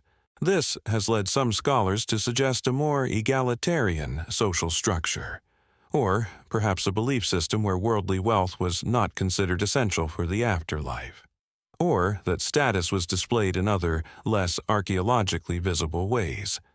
Or maybe they were just really good at taking it with them in a non-material sense. Less common burial practices also existed, adding further layers to the puzzle: fractional burials, where only a selection of bones was interred. Often, after the body had decomposed elsewhere, a practice known as excarnation have been found. This could suggest a multi-stage funerary process, or different beliefs about the body and soul. Pot burials, where the remains of infants or small children were placed inside large pottery jars and then buried, were another distinct practice. The reasons for this specific treatment of the very young are unknown, but it hints at particular beliefs surrounding infant death. The question of cremation in the Indus Valley is also debated. While large-scale, obvious cremation grounds haven't been definitively identified in the same way as cemeteries for inhumation, some deposits of ash and burnt bone have been found, leading some scholars to suggest that cremation might have been practiced by at least some segments of the population, or perhaps became more common in later periods. If so, the archaeological signature would be much more subtle, often leaving little behind except ash and a few calcined bone fragments. A quirky tidbit is the occasional discovery of animal bones buried with humans, or even animals buried in their own right within cemetery areas. This could suggest animal sacrifice as part of the funerary rites, or perhaps the belief that beloved animals could accompany their owners into the afterlife, or even that certain animals held a sacred status that warranted careful burial. Don't forget to pack Fido's favorite chew toy for the journey to the great beyond, and maybe a few extra dog biscuits for Sharon's three-headed mutt. So, what can we cautiously infer from all this? The very act of deliberate burial, the orientation of the body, the inclusion of grave goods, however modest, all these point towards a belief in some form of existence after death. There was a concern for the deceased, a desire to see them properly transitioned from the world of the living. The provision suggests a journey, or a continued need for sustenance. But the specifics, the nature of that afterlife, the gods who ruled it, the trials the soul might face, remain stubbornly hidden behind that undeciphered script. The graves whisper of belief, but they don't shout the details. They offer tantalizing glimpses, but no clear roadmap of the hairpin soul's final voyage. The graves whisper of belief, but they don't shout the details. They offer tantalizing glimpses, but no clear roadmap of the hairpin soul's final voyage. This profound silence from their own written words, this inability to hear them explain their rituals and their worldview in their own language, is the great challenge of the Indus Valley. Yet, as you sift through the material remains, as you gaze at the symbols on their seals, the forms of their figurines, the layout of their sacred spaces, you can't help but wonder, did these ancient beliefs simply vanish without a trace when their cities declined, or did some of their essential elements, their spiritual DNA, somehow survive, leaving lingering signs, subtle echoes in the later, historically documented religious traditions of the Indian subcontinent? You're now listening for these echoes, exploring the potential, though often hotly debated, continuities.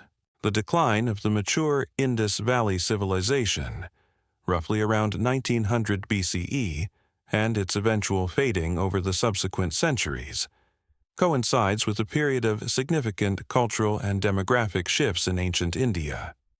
This includes the arrival and spread of Indo-Aryan speaking peoples, whose Vedic traditions would eventually form a foundational layer of Hinduism.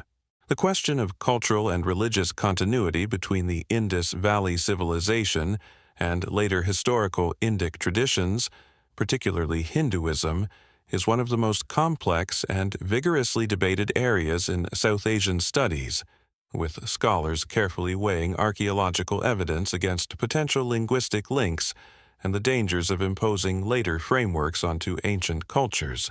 It's like trying to trace a hidden underground river by observing where unexpected springs bubble up much further downstream. The connections are suggestive, but proving the exact course can be incredibly difficult. But the suggestions are certainly there, and they are fascinating. Remember that enigmatic horned, seated figure on the Indus seals, often surrounded by animals, the one some scholars dubbed Proto-Shiva. While the direct identification is debated, the visual parallels are striking. the yogic posture, the association with animals, Shiva as Pashupati, lord of beasts, the possible phallic symbolism, the lingam being central to Shiva worship, the sometimes three-faced depiction.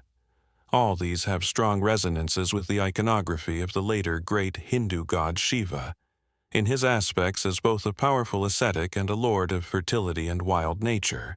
Could this be a very early ancestor, a Harappan foreshadowing of one of Hinduism's most complex deities? Or is it simply a coincidental convergence of common ancient religious motifs? The jury is still out, but the echo is undeniably there. So, you're telling me this ancient dude with the impressive hat and the animal entourage might be Shiva's great-great-great-great. Insert many greats here. Grand deity intriguing. Does he also have a similarly dramatic dance repertoire? Then there are those ubiquitous terracotta female figurines we explored, often interpreted as mother goddesses or fertility symbols. A mainstream historical fact is the enduring and profound importance of goddess worship in many strands of Hinduism, particularly within Shaktism, where the divine feminine, Devi, is seen as the supreme power, manifesting in countless forms like Parvati, Durga, Kali, and Lakshmi. Could the humble terracotta figures of the Indus Valley represent an early stage in this long, unbroken tradition of venerating female divinity, a deep-rooted reverence for the life-giving, nurturing power of the mother goddess that persisted through millennia of cultural change? Again, direct proof is elusive, but the visual and conceptual continuity is compelling. And what about that pipal tree, or Ficus religiosa, so prominently and reverently depicted on Indus seals, its sacred status in later Hinduism? Buddhism as the Bodhi tree under which the Buddha achieved enlightenment, and Jainism is undeniable. It is still worshipped today across India, its leaves rustling with perceived sanctity. Did this veneration begin with the Indus people, who recognized its unique qualities and perhaps associated it with specific deities or spiritual forces? The visual evidence from their art certainly suggests a profound reverence that feels like a direct ancestor to later Indic tree worship. The animal symbolism, too, offers tantalizing hints. The powerful bull, so masterfully carved on Indus seals, echoes loudly in later Hinduism with Nandi, Shiva's sacred bull vehicle, a symbol of strength, virility, and devotion. The elephant, often depicted on seals, later becomes associated with the god Ganesha, the remover of obstacles, and with royalty and wisdom. Tigers, also present in Indus art, are linked to goddesses like Durga. Even the reverence for water and ritual purification, so evident in the Great Bath at Mohenjo-daro, finds profound continuity in the Hindu emphasis on bathing in sacred rivers like the Ganges and in temple tanks. The swastika symbol, an ancient sign of good fortune and auspiciousness, appears on Indus seals and pottery, and it remains a deeply sacred symbol in Hinduism, Buddhism, and Jainism, while its later misappropriation in the West has cast a dark shadow. Its origins in the subcontinent are ancient and positive. The presence of figures seated in yogic postures on some seals also suggests the antiquity of meditative practices that became central to many later Indian spiritual traditions. A quirky tidbit is the debate surrounding certain stone objects found at Indus sites. Smooth, often phallic-shaped stones lingams, and donut-shaped stones yonis, which some archaeologists have interpreted as early evidence for the worship of symbols associated with Shiva and Shakti, representing male and female divine energies.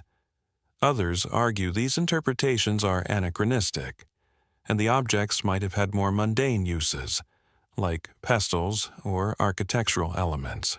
It highlights the difficulty: are we seeing a genuine ancient root? Or are we just projecting later beliefs onto ambiguous forms because we want to see a connection Is that a sacred aniconic representation of divine cosmic union? Or is it just a very well-worn hairpin paperweight, the eternal archaeological question? Of course, proving direct, unbroken lineage for any of these elements is incredibly difficult without deciphered texts. Many of these symbols and practices could have arisen independently in different cultures. Or they might all draw from an even older, shared substratum of indigenous South Asian beliefs that predates both the Indus Civilization and the arrival of the Indo-Aryans. But the sheer number of these suggestive echoes, these lingering signs, makes it hard to dismiss the possibility that the sophisticated urban civilization of the Indus Valley didn't just vanish without a trace, but contributed significantly to the complex tapestry of beliefs and practices that would later flourish across the Indian subcontinent. Their whispers, though faint and unscripted, seem to resonate still. But the sheer number of these suggestive echoes, these lingering signs, makes it hard to dismiss the possibility that the sophisticated urban civilization of the Indus Valley didn't just vanish without a trace, but contributed significantly to the complex tapestry of beliefs and practices that would later flourish across the Indian subcontinent. Their whispers, though faint and unscripted, seem to resonate still. Yet, as we stand amidst these fascinating potential connections, we must always return to the central, unavoidable challenge. How do we truly understand the meaning of Indus Valley ritual objects? How do we decode their divine whispers, when their own script remains stubbornly silent, their own voices lost to us?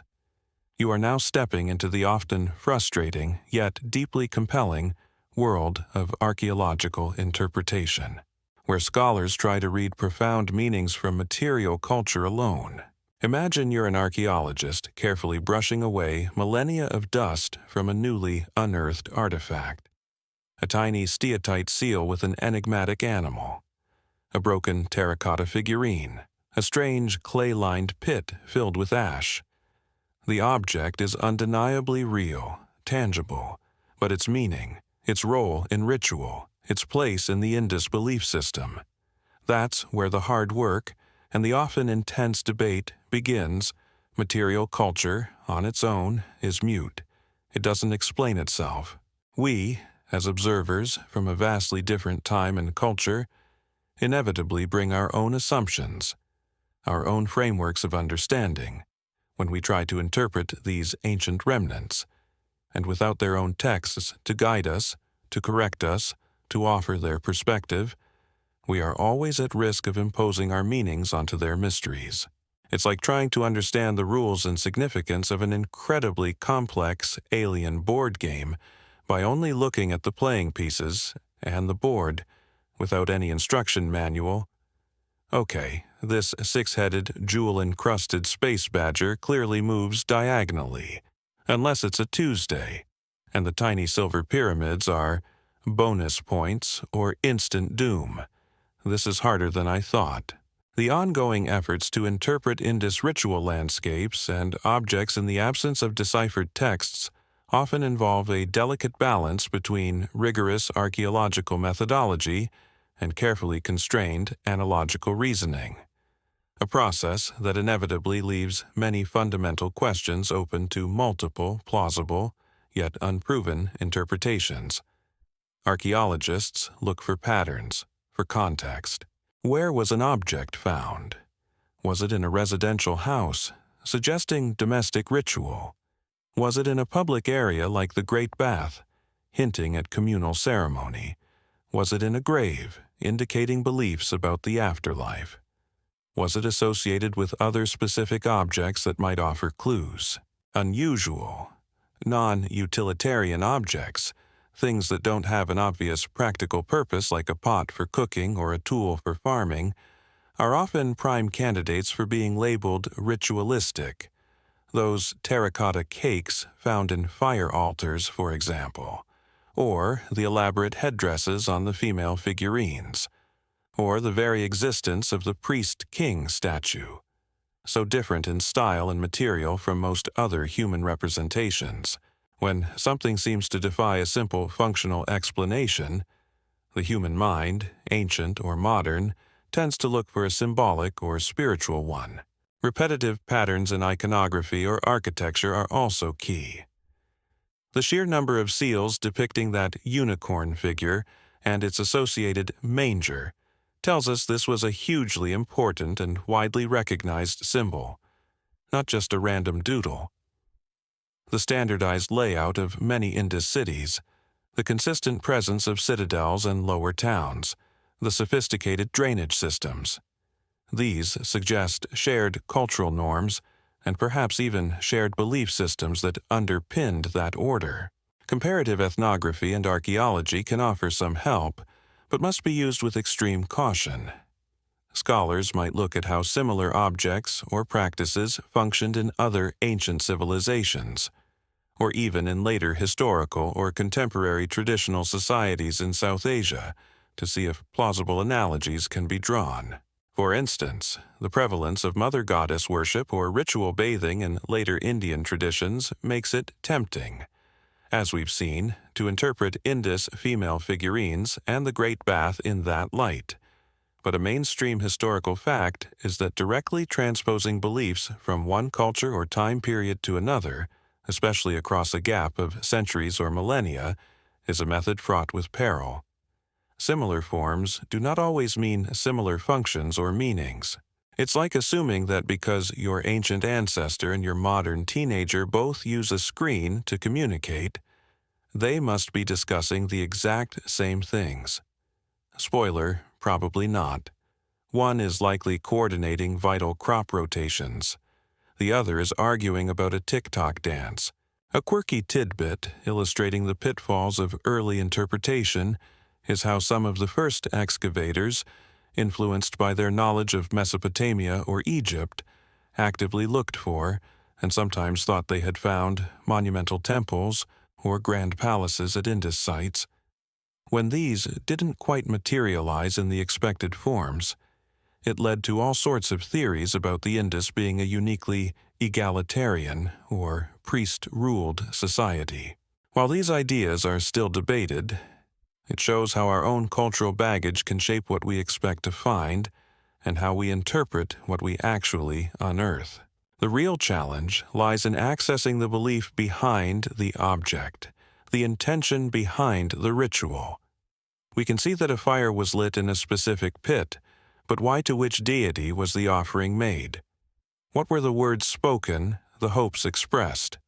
What did the smoke symbolize to those who watched it rise? These are the questions that the silent objects cannot answer on their own. The undeciphered script hovers over every interpretation, a constant reminder of the voice that is missing from this ancient conversation. So, when you encounter theories about Indus mother goddesses, proto-Shivas, or the exact meaning of the unicorn, it's important to approach them with a healthy dose of critical awareness and a deep appreciation for the scholars who wrestle with these fragments. They are engaged in a profound act of historical empathy, trying to reconstruct a lost worldview from its material echoes. It's a task that requires not just scientific rigor, but also a disciplined imagination, a willingness to entertain possibilities while always acknowledging the limits of the evidence. Each interpretation is a carefully constructed hypothesis, a story woven around the silent symbols, waiting for further clues, or perhaps one distant day, the miraculous cracking of that ancient, unyielding code. Each interpretation is a carefully constructed hypothesis, a story woven around the silent symbols, waiting for further clues, or perhaps one distant day, the miraculous cracking of that ancient, unyielding code. And as our journey through the dusty ruins and enigmatic artifacts of the Indus Valley Civilization draws towards its close, you're left in a space of profound, almost reverent mystery. Even without their own words to guide us, these silent symbols, these remnants of forgotten rituals, continue to speak. They speak of a complex, sophisticated world, and they pose enduring questions that still captivate and challenge us, ensuring the Indus mystery maintains its powerful hold on our imaginations. What is it about this particular ancient civilization that so deeply enthralls us? Perhaps it's the sheer scale of what was lost, or rather, what remains hidden from our full understanding. Here was a civilization that built some of the world's earliest and most meticulously planned cities, a society that mastered hydraulic engineering, that engaged in long-distance trade, that produced exquisite art and craftsmanship, all flourishing millennia ago, yet, unlike their contemporaries in Egypt or Mesopotamia, they left us no grand royal tombs filled with ostentatious treasures, no monumental temples emblazoned with the deeds of gods and kings, and crucially, no deciphered texts to narrate their history, their myths, their beliefs in their own voice. It's this very absence, this profound silence where we expect to hear a roar, that makes the Indus Valley so uniquely compelling. It's like discovering a beautifully written symphony, but only having the sheet music for the percussion section. You know there's more, something incredible, but you can only guess at the full melody. The enduring enigma of the Indus script is, of course, central to this fascination. Those elegant, intricate symbols, tantalizingly close to yielding their secrets, yet still so stubbornly resistant to decipherment, represent one of the last great linguistic puzzles of the ancient world. A mainstream historical fact is that despite nearly a century of dedicated efforts by brilliant minds using a variety of approaches, from comparative linguistics to computational analysis, no proposed decipherment has yet achieved universal scholarly acceptance. Each new attempt brings a flicker of hope, a new angle, but the code remains uncracked. It's a constant reminder that the past doesn't always give up its secrets easily. Maybe they just had incredibly complex passwords for their entire language, and we've all forgotten the security question.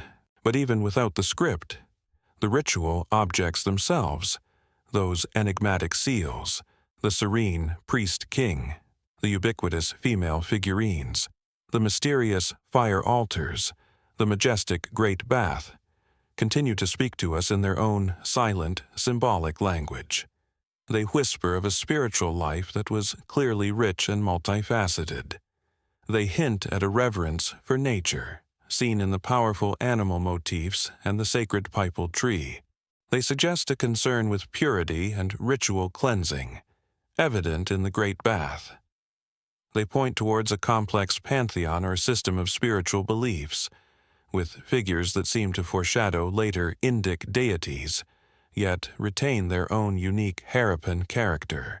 The enduring power of the Zimbabwe birds to evoke strong emotional and cultural responses. Oops, wrong callback. That was from the previous script.